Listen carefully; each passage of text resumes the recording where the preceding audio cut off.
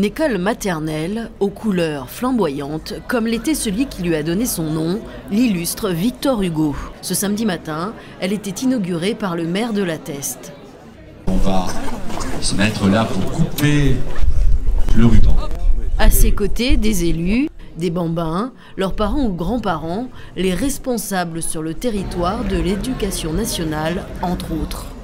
Personne ne voulait manquer un tel événement. Découvrir de l'intérieur l'école de leurs tout-petits, une aubaine. En maternelle, on a les parents, les enfants, donc beaucoup de monde, donc on voulait que l'accueil se fasse avec beaucoup de confort. L'ambition de l'école maternelle, elle est claire. C'est une priorité pour tous les jeunes de la République que d'être scolarisés dès le plus jeune âge. Le langage est l'objectif numéro 1 de notre école maternelle. La parole ne suffit pas, il y a les langages corporels, les langages artistiques, tous les langages qui fondent l'individu de demain.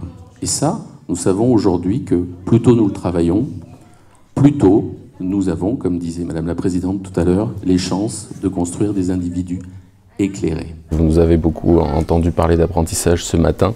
L'école maternelle, il y a l'image que l'on s'en fait et souvent on oublie de parler d'apprentissage.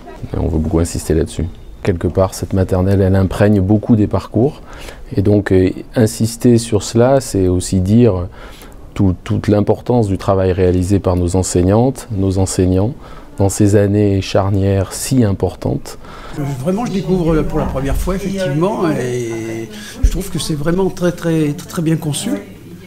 Beaucoup de matériel, des équipements neufs, bien sûr, puisque c'est l'inauguration.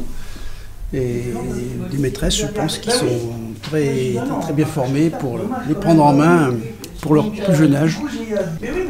Où est-ce que tu es installé?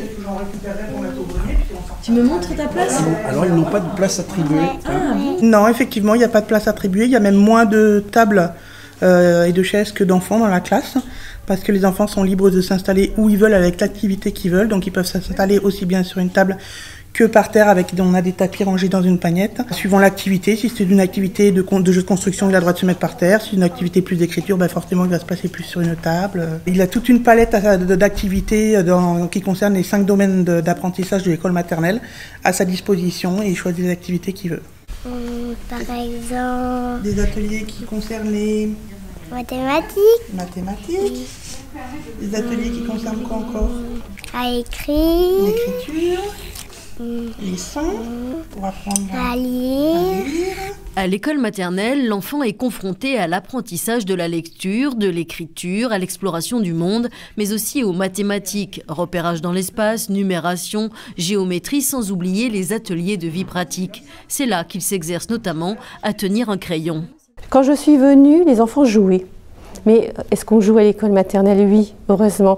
Parce que je dis toujours, le jeu, et ce n'est pas moi qui le dis, les didacticiens le disent, c'est le centre des apprentissages. C'est un vecteur d'apprentissage essentiel qui contribue au bien-être de l'enfant, à l'estime de soi, mais surtout qui respecte les rythmes d'apprentissage de chaque enfant sur son parcours scolaire maternel. C'est un enjeu fondamental pour que ces enfants puissent grandir sereinement, correctement et faire un parcours ultérieur serein, vais-je dire.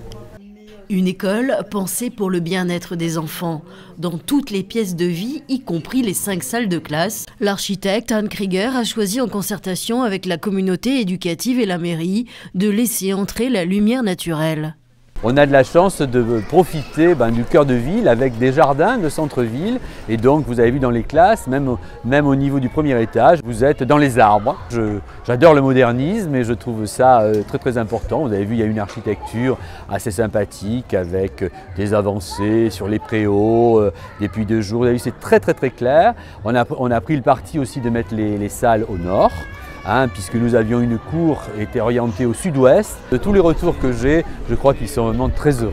Et jolie coïncidence, enfant, l'actuelle directrice de l'école maternelle a bien connu l'ancien bâtiment. Voilà, le souvenir que j'ai, c'est la cour un petit peu étroite. C'est vraiment le seul souvenir que j'ai dans l'ancienne école.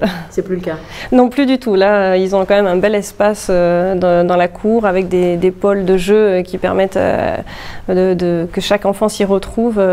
S'il y a un espace un peu peu plus calme ou un espace voilà, dédié à la glisse avec le toboggan.